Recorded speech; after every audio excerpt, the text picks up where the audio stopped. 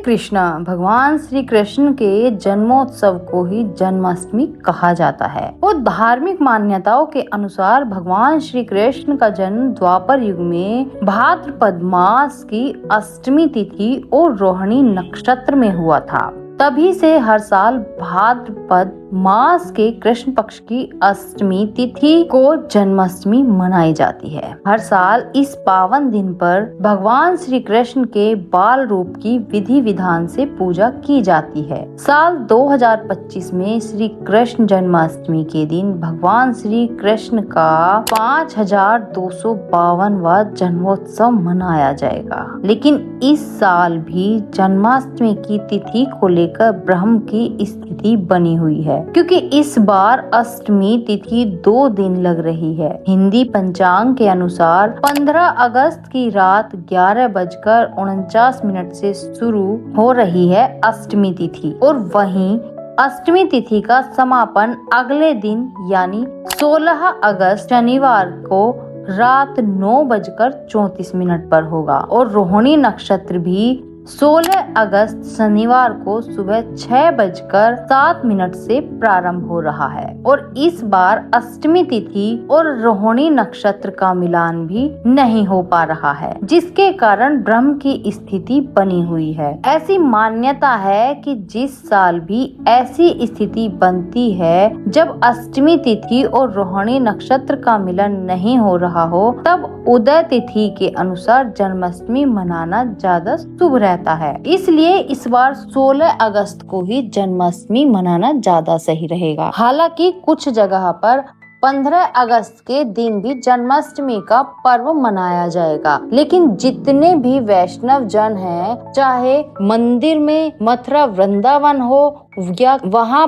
पर 16 अगस्त को ही जन्माष्टमी का पर्व मनाया जाएगा। कभी कभी जब ऐसी स्थिति बनती है तो कुछ पर्व ऐसे भी हैं जो समाज की परंपराओं में रहकर निभाए जाते हैं और तभी मनाए जाते हैं। इसलिए आपके क्षेत्र में जिस दिन भी जन्माष्टमी का पर्व मनाया जा रहा हो, आप उसी दिन पर्व मना सकते हैं। जो लोग भी 15 अगस्त को जन्माष्टमी का पर्व मना रहे हैं, उन्हें इस दिन रात 12:04 से 12:47 के बीच में पूजा कर लेनी चाहिए, क्योंकि निश्चित काल पूजा मुहूर्त यही रहेगा।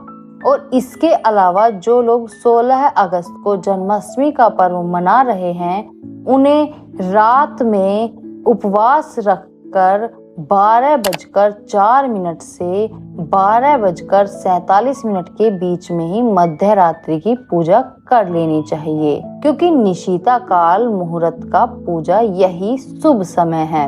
और इस समय के बाद से चाहे तो आप उपवास भी खोल सकते हैं, क्योंकि बहुत से भक्त जन्म कराने के बाद रात को व्रत खोल लेते हैं, तो वहीं कुछ लोग अगले दिन सूर्य उदय होने के बाद व्रत का पारण करते हैं। 16 अगस्त शनिवार को चंद्रोदय होगा रात 11:51 पर।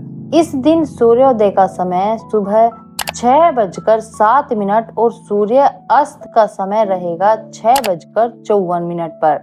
राहु काल सुबह 9 बजे से लेकर 10:30 तक रहेगा और इस दिन अभिजीत मुहूर्त रहने वाला है दोपहर 12:05 से 12:56 तक। ब्रह्म मुहूर्त सुबह 4:31 से 5:19 तक रहेगा।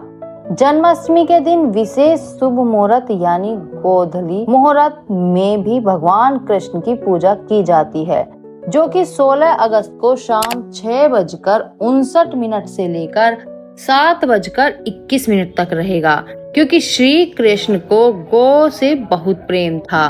तो आप इस समय में गौ माता की पूजा या परिक्रमा कर सकते हैं। ध्यान रखिएगा, इस बार 15 अगस्त शुक्रवार को भद्रा भी लगेगी और भद्रा काल दोपहर 12:58 पर समाप्त होगा और भद्रा का वास स्वर्ग लोक में रहेगा। लेकिन भद्रा को बहुत से लोग हमेशा अशुभ ही मानते हैं, चाहे भद्रा का वास कहीं भी क्यों न हो।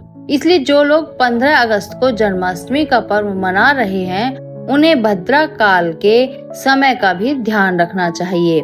जन्माष्टमी के दिन सुबह से लेकर रात तक निर्जला और निराहार व्रत रखा जाता है।